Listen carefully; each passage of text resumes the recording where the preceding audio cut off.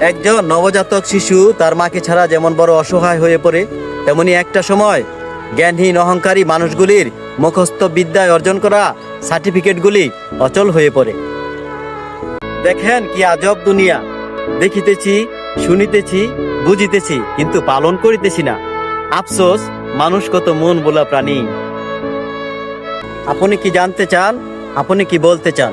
বলুন, কিন্তু তার আগে নির্বাচন করুন আপনার জানা এবং বলার চিন্তা চেতনাগুলি যথাযথ যুক্তিপূর্ণ কিনা। আর এটাই বিতর্ক থেকে মুক্তির বিশেষ উপায়। যতক্ষণ পর্যন্ত আপনার মন লোভ আর অহংকারের আবরণে বিধিগ্রস্ত থাকবে, ততক্ষণ পর্যন্ত আপনার কর্ণে সত্যের বাণী পৌঁছাতে পারবে না।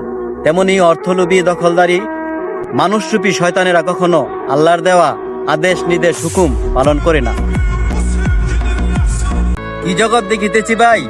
দেখি মানুষ শুধু নামের পূজা করে, ধন সম্পদের পূজা করে, তাহারা তাহাদের নিজেদের আচরণের পূজা করে না।